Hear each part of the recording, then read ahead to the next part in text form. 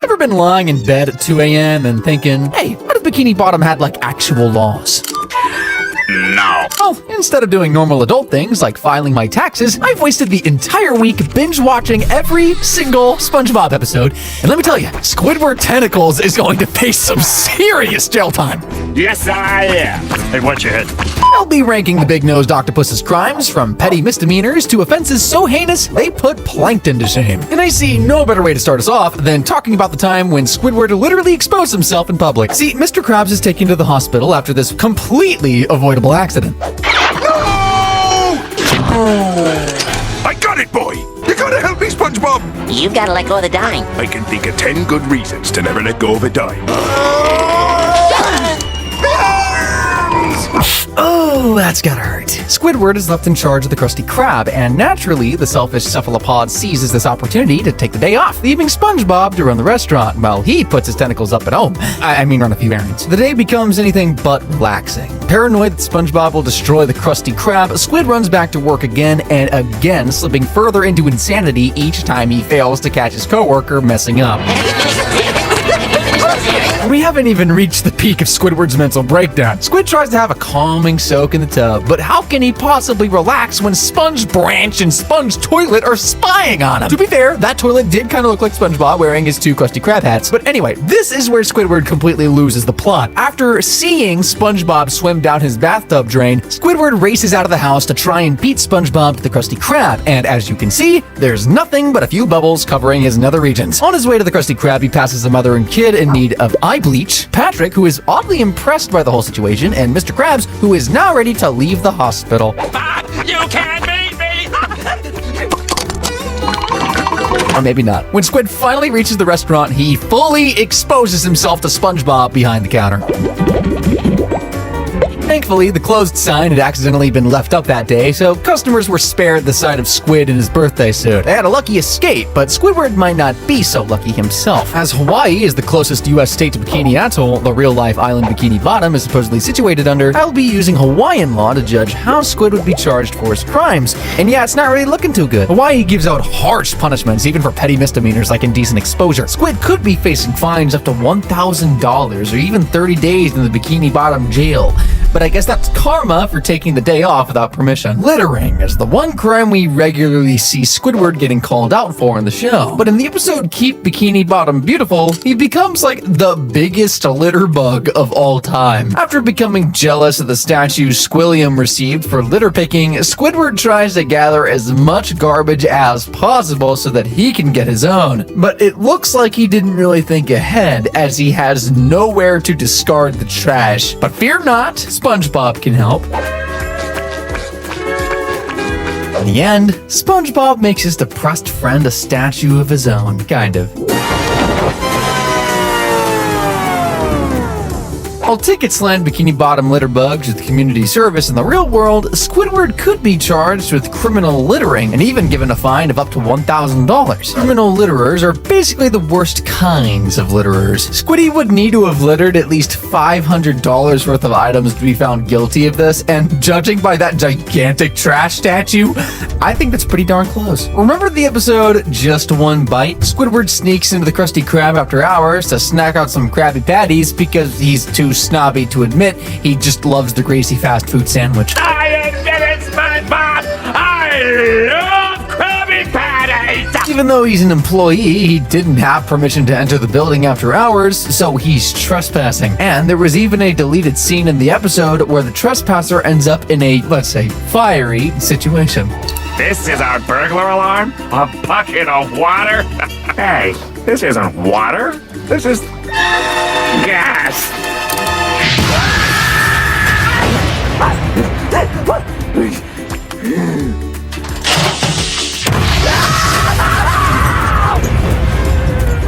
Making a DIY booby trap instead of spending money on a security alarm is just typical Mr. Krabs. Trespassing is a serious crime, and that means jail time for good old Squiddy. He can be locked away for a whole month, plus get slapped with a fine of up to $1,000. But maybe the judge would go easy on him because he's already suffered third-degree burns. Plus, he didn't trespass with the intent to harm anyone. In opposite day, SpongeBob and Patrick get on Squidward's nerves for the last time. Surprise! Happy birthday, Squidward! Happy birthday! Pin the tail of the seahorse! It's not my birthday!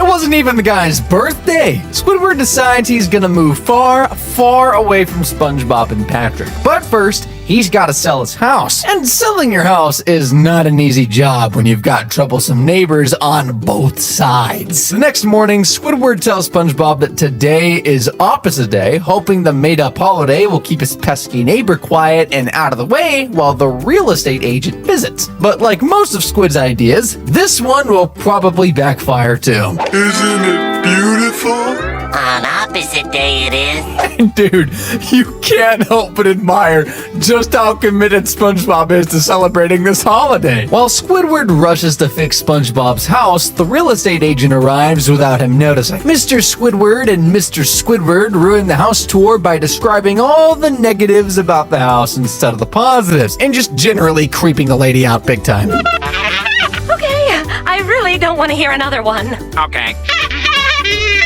I really don't want to hear more, thank you. Squid comes to the rescue, but makes the real estate agent even more angry when he introduces himself as yet another Squidward. The lady storms out of the house, and Squidward does this. No! Please sell my house! Never! Don't leave me here! How pathetic. I can't blame him though. Anyway, an act of harassment is defined as annoying or alarming someone through touch or by subjecting them to insults or taunts. As Squid is literally hanging off the woman's leg and refusing to let go, yeah, he's definitely harassing her. Harassment is a petty misdemeanor warranting 30 days in jail or a fine of up to $1,000. But hey, at least you'll get a month's break away from your neighbors, Squiddy. This wouldn't be a video about Squidward if I didn't talk about his clarinet. Everybody knows Squidward loves his clary, and everyone also knows that he's not exactly the next Mozart.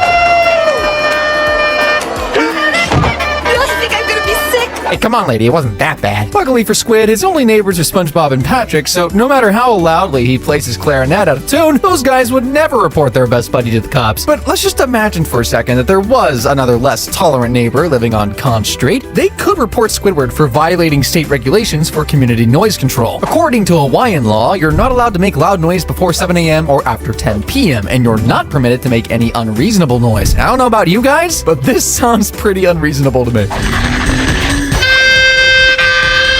And he says SpongeBob and Patrick are bad neighbors. I think Squidward would get let off with a warning, but if he continued, he'd be facing fines of up to $10,000 this time. Heck, he probably wouldn't get reported at all if he actually played well. Disorderly conduct is where a person engages in a fight, engages in threatening or violent behavior, or makes unreasonable noise. And that just sounds like an average day for Squidward. Squid engages in disorderly conduct basically every time he's around SpongeBob and Patrick. I couldn't possibly cover every incident, so I've just made a list of the most memorable ones. Organizing the angry mob that threatens SpongeBob and Bubble Buddy, causing an awful ruckus when rehearsing, well, attempting to rehearse, his band for the Bubble Bowl, RIP earphone users. Participating in the Bikini Bottom riots in Sponge Out of Water, that epic snowball war he fought. Trying to run down SpongeBob and Patrick with a bulldozer.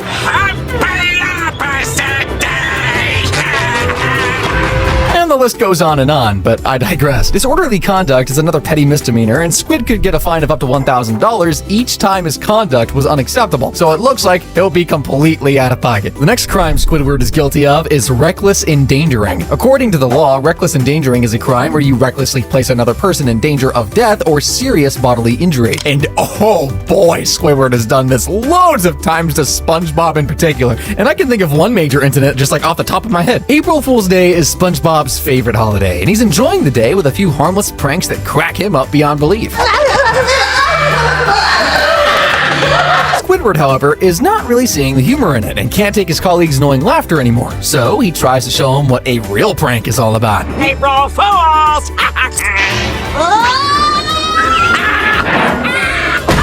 Surely that's the end of Squidward's cruel prank. Lol, no.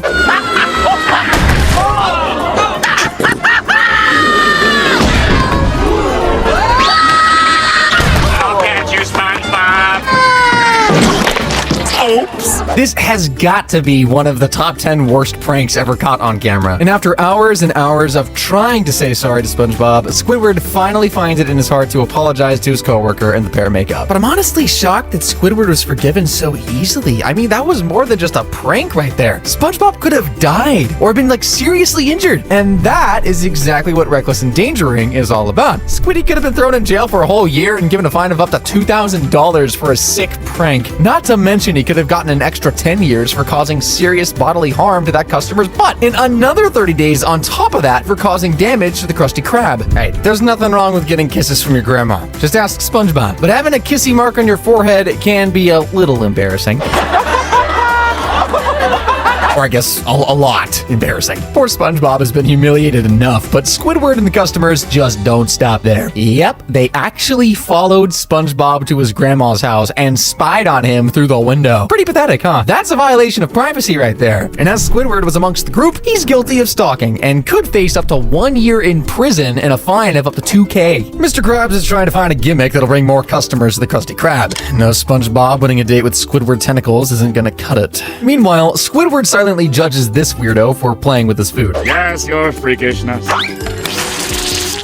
But turns out that guy wasn't a weirdo at all. He was a fiasco. Bikini Bottom's answer to Picasso, which means that plate of leftover food is now a priceless masterpiece. Oh, I can already see the dollar signs on Mr. K's eyes. The Krusty Krab transforms into an art museum, and customers must buy 2 Krabby Patties each if they want to look at the painting. But when the crew's back is turned, Plankton steals the artwork to find out the Krabby Patty secret formula. On the run from the cops, he breaks into SpongeBob's house to hide. Patrick soon comes knocking, but ends up eating the fiasco masterpiece, mistaking it for some leftovers, which it literally was anyway, right? Wanting to get beauty sleep, Squidward calls the cops, lying about a ruckus and a disturbance inside the pineapple. Everyone in the house is taken to the slammer, but soon let go, apart from lying Squidward.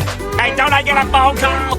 I don't think I need to be the one to tell you, but lying to the police is a big no-no, even in the SpongeBob universe. But how would his little stunt have gone down in the real world? Well, false reporting to the cops is a misdemeanor in Hawaii, warranting up to 1 year in prison and a fine of up to $2,000. Maybe Squid will think twice about lying from now on. And just when we thought Squidward couldn't get any more selfish, the episode I Was a Teenage Gary proved us all wrong. SpongeBob and Patrick are off to Ukulele Bottom for the annual jellyfishing convention, and Squidward agrees to take care of Gary for the weekend. But knowing how self-centered Squid is, we should probably have all seen this coming. Ah, the snail! I forgot the snail! Poor Gary, man. Left all alone without food or water for 3 whole days? Shame on you, Squidward. Jeez! A pet ambulance is called, and Squidward tries to give Gary a life-saving injection, but manages to screw that up too. Ouch! Squidward, you've injected me with snail plasma. Thankfully, it turns out the little guy just needed some water. He just needed water. And of course you remember what happens by the end of this episode. I haven't forgotten since I first saw it as a kid. It scarred me. SpongeBob and Squidward both just turn into snails. You clam up! Meow, meow.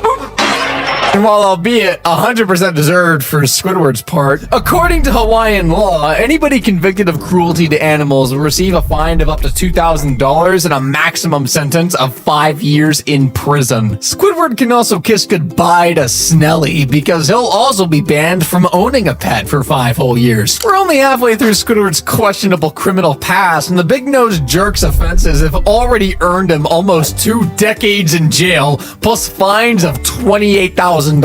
And no, Squidward, you can't sell your art to pay for that. Everybody in Bikini Bottom thinks it's lame. And if you thought the crimes I've covered so far are crazy, oh, just you wait.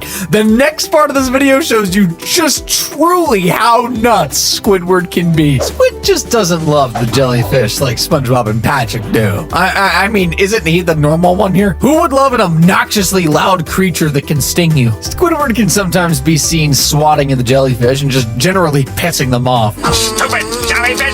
Beat it! And that is a big no-no according to Hawaiian law. Pestering, or in some cases just touching the wildlife, is strictly forbidden and punishable by up to 5 years in prison and a maximum fine of $10,000. And the law cracks down even harder when it comes to endangered species. If we imagine the jellyfish are a protected species, yeah, Squidward could be fined a staggering $50,000. But sometimes the animals take the law into their own hands.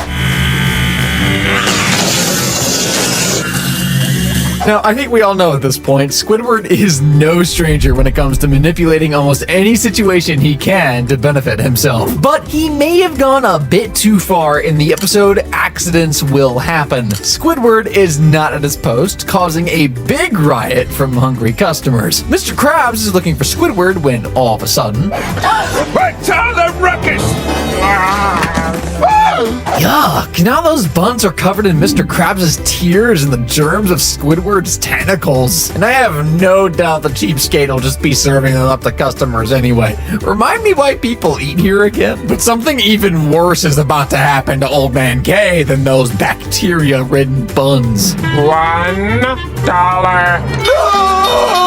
That's right. Mr. Krabs will have to pay a fine to the OWS since it was his own negligence that caused the accident. After begging Squidward to not report the accident and land him with a fine, Mr. Krabs gets blackmailed by Squid into waiting on him hand and foot. Later in the episode, Squidward is sunbathing on the roof of the Krusty Krab. His boss-turned-servant brings him tea and is forced to do this totally disgusting job.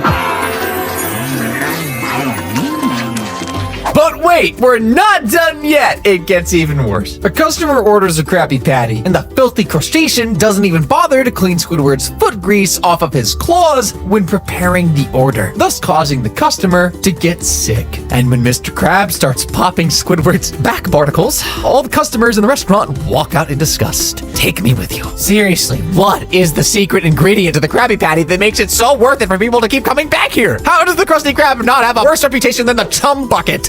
Anyway, an agent shows up from the OWS to investigate Squidward's accident. Squiddy claims the shelf broke and hit him on the head after he went to replace a bun that only had one seed less than the others. Knowing how little his employee cares for his job, Mr. K doubts Squidward's story. He checks the surveillance cameras installed in the kitchen, and the truth is revealed to everyone. Extortion is defined as the use of threats or coercion to obtain someone's property, labor, money, or services. It's basically a legal term for blackmail. As Squid never got any money out of Mr. Krabs for faking his accident, he'd likely be charged with extortion in the 3rd degree. That right there is a misdemeanor and punishable by up to 1 year in prison and a fine of up to $2,000. Plus, he's definitely going to get charged with fraud for lying about an accident in the first place. That would mean an extra $25,000 fine or up to 10 years in prison. While he's not a flat-out kleptomaniac, Squidward has stolen numerous items over the years, including Patrick's lunch, SpongeBob's diary, Squidward! I'll get you! we still hate you for that, by the way, What's It Tuya's wallet, the patties in the patty vault, and even a crane. Hawaii cracks down hard on theft, even for first-time offenders, which Squid would not be in real life. Therefore, he'd be facing a whopping $25,000 fine or even 10 years in prison. And that's just for one account of theft, by the way. It's crystal clear that Squidward is ashamed of his unsuccessful clarinet career and his job as a fast food cashier. I mean, the poor guy's ego is so fragile, he even did this. Here lies Squidward's hopes and dreams. What a baby! So it comes as no surprise that when given an opportunity to lie about who he is, he takes it and runs. Remember when he lied to Squilliam about owning a 5-star restaurant? When he passed off SpongeBob's artwork as his own? When he pretended to be a music teacher? That, my friends, is fraud and carries a sentence of up to 10 years in prison and fines of up to $25,000. Times that by 3, and Squid's got a total of 30 years behind bars. Hopefully he's allowed to bring his clarinet to pass the time. But in the show, Squidward does actually get caught for impersonating Squilliam and teaching his music class. Squidward chewed tentacles, I'm placing you under arrest for impersonating a genius. Assault is a Class B felony in Hawaii, and for Squidward to be guilty of it, he'd need to have intentionally caused serious bodily injury to another person. And you might be surprised to hear that he's done just that several times to multiple people. Let's revisit the episode Squidville. Squidward reaches the final straw with SpongeBob and Patrick for the final 1000th time and moves away to a gated community full of snobby, rude octopuses is just like him. I've heard better comebacks from a turkey sandwich. Get a life! While it was a dream come true at first, his daily life quickly becomes boring and mundane without SpongeBob and Patrick's antics. I sorta don't feel like playing my clarinet today. By the way, did you know canned bread is a real thing? Like, it's actually a real thing. I thought they just made it up for the SpongeBob episode. No, it's real. I bought it, and it tastes like bread. Anyway, Squid eventually decides to break Tentacle Acres' status quo and have some fun by playing with a reef blower. But being typical Squidward, he takes things a bit too far and begins terrorizing the community with this reef blower. Squiddy attacks multiple unsuspecting residents in brutal ways, like this. And this, and even this. Assault is punishable by up to $25,000 in fines and up to 10 years behind bars. But as Squidward committed multiple acts of assault in that episode, he can expect to spend 40 years in jail. Not 30, because he attacked those two guys at the same time. Although I think the judge might lock him away in a mental health facility, because let's be honest, what sane person attacks others with a reef blower unprovoked? Shoot, even provoked! Like, what? Let's take a step back and rewind to probably the weirdest Season 1 SpongeBob episode, Squidward the Unfriendly Ghost. Squidward has completed a wax figure of himself, but his happiness quickly diminishes when he hears SpongeBob and Patrick playing outside. Smile! And I really hate how the show makes Squidward out to be a talentless hack. Like, that wax figure looks so good, it's so realistic. In fact, Squid's art is so good that SpongeBob and Patrick believe the sculpture is really him, or that they're really stupid, or both. Imagine dying because the chubby starfish sat on your head. Real Squidward then emerges from the shower, and SpongeBob and Patrick beg his ghost not to harm them. Doing what he does best, Squidward forces the pair to pamper him instead of telling them the truth. I grape fresh from the vine, your ghostliness. One watermelon, fresh from the manure field, your spookiness. At the end of the episode, Squidward reveals that he is alive. Not bald, guys! But SpongeBob won't accept that and tries to help Squid's spirit move on to the other side. I sometimes forget how tiny the citizens of Bikini Bottom actually are. While Squidward won't be 6 feet under, he could be spending up to 20 years 6 feet behind bars. He forced SpongeBob and Patrick into working for him, and who knows how long the unpaid labor would have continued if SpongeBob didn't try to lay Squidward's ghost to rest. And Squidward would also be charged with faking his own death. That alone could get him an extra 1 to 2 years in jail. I still can't get my head around how Squidward literally tied up his boss, tortured him, and somehow managed to keep his job in the end. SpongeBob watches a movie about killer robots taking over the world, and being the sensitive little sponge he is, of course the movie frightens him to death. Only true horror fans know the classic Night of the Robot. The next day, SpongeBob sees Mr. Krabs jamming to this absolute banger in his office. Seriously though, let's normalize listening to SpongeBob music as an adult. Sponge is convinced Mr. Krabs has been replaced by a robot solely because of that, but Squidward doesn't believe him. That is, until this salty situation. The most shocking thing about that scene is Mr. Krabs is going to give those used up batteries to Pearl for Christmas. TLC's extreme cheapskates would really have a field day with Mr. K. Squidward and SpongeBob spring into action to take out robot crabs and get the real Mr. K back safe and sound. They read a book aptly titled How to Torture and then get straight to work. And by work, I don't mean actual work, I mean the torturing. Okay. Squidward and SpongeBob tie robot crabs up in the office and demand to know where the real one is. When he won't answer, Squidward slaps him and just begins to mentally torture his cheapskate boss in the worst possible way. After all that, it's revealed that Mr. Krabs is, in fact, Mr. Krabs. Squidward would be looking up to like 20 years for the kidnapping, 30 days for criminal property damage, and he'd get 5 years for terroristic threatening, which is basically Hawaii's legal term for torture. However, it is possible Squiddy could get off with an insanity plea since, you know, he did all of that because he thought his boss was a real robot. You probably don't recall Squidward ever trying to actually kill someone, but it has happened, sorta. It's Leif Erikson Day, but SpongeBob has nobody to celebrate with. Sticks and rocks don't make good playmates, I would know. So he creates probably the most iconic one-shot character in the history of the series. Bubble Buddy! SpongeBob and Bubble Buddy have a great fun-filled day at the expense of literally everybody else, including Squidward. Squidward, the pickle should be on the left side, and Squidward, you should, and Squidward. Filled with rage that he just performed excellent customer service to a literal bubble, Squid rounds up an angry mob of all those wronged by SpongeBob and his Bubble Buddy. To put a stop to SpongeBob's nonsense, Squidward grabs a pin and goes to pop the bubble, but then something totally unexpected happens. Hey, don't I get a say in this?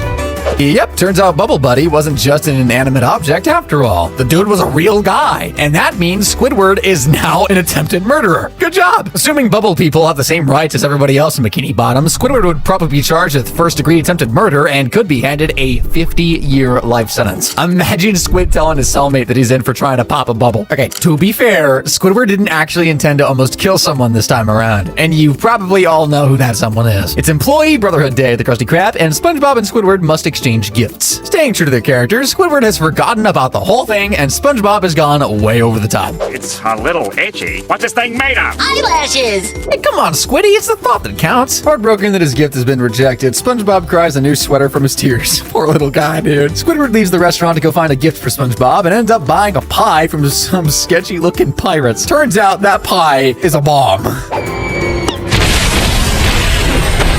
Really, Squid, you couldn't have just gone back to Bargain Mart and bought SpongeBob some bubbles or canned bread? Squidward rushes back inside to get rid of the pie, but it's too late. SpongeBob's already eaten it. Oh, that's the least you can do, Squiddy. Squidward spends the whole day doing fun, or rather humiliating activities with SpongeBob to make his last day on Earth as happy as possible. That salmon suit actually looked kind of cute though, not gonna lie. The pair sit separated by a protective wall, ready to watch SpongeBob's final sunset. An explosion quickly follows, but just when we all thought SpongeBob was dead, an iconic meme was born. You are gonna finish your dessert, and you are gonna like it! So like, what happened to the bomb left on the counter? Turns out SpongeBob had been saving the bomb in his pocket the whole day. Dude, Squidward has exploded so much in the show, he must have like 9 lives. It looks like he'll probably be spending a good chunk of those lives behind bars, because in Hawaii, possessing an explosive device is a Class C felony, punishable by a 5-year maximum prison sentence and no more than 10K in fines. As for almost blowing up SpongeBob into a million pieces, yeah, that'd be attempted murder, and Squidward could be handed a 50-year life sentence. But if Squid's lawyer could convince the judge that he genuinely believed he was buying an ordinary pie for his coworker, maybe he could get off with a lighter sentence. Speaking of fiery explosions, that brings me to the final and most serious crime Squidward has committed: destroying Bikini Bottom. Sunday is Squidward's favorite day of the week, but it always ends up getting ruined by you-know-who. After waking Squidward up too early and then destroying his Sunday paper, SpongeBob tried to make things right by setting up a little club called the Good Neighbor Lodge, with Squidward as president. President Squidward does his best to get SpongeBob and Patrick as far away from him as possible, but it really doesn't work. President Squidward, almost done. My eyes! At least Squidward still has a Sunday special pedicure to look forward to. Oh, wait, never mind. No, SpongeBob and Patrick spoiled that too. What are you two doing in my house? Determined to keep out his riffraff neighbors, Squidward installs a high-tech security system, but it all goes horribly wrong. Squidward's house goes on a whole rampage of destruction, crushing everything and everyone in its path and sending Bikini Bottom up in flames.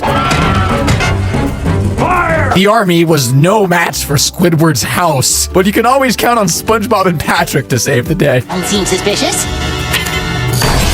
At least the guy did get a bit of relaxation in the end there, though. It's difficult to say how Squidward would be charged for this crime, since entire cities rarely get destroyed in real life, thank goodness. But legally speaking, Squid could possibly be looking at charges of terrorism, arson, destruction of property, and of course, murder. Sure, we don't see anyone dying on screen, but I mean, dude, if this is real life, there's no way you don't get at least one casualty in that city. I mean, look at it. In the show, Squidward gets handed a bill for rebuilding the city, but in reality, he'd definitely be locked away for life without parole. My question is, what type of security system was that? So, if we total up all the things that this cephalopod has done in this video alone, he's looking at $290,000 in fines and 316 years in the Bikini Bottom Slammer. But how does this sketchy character compare? Click the video on screen to find out, and thank you for watching.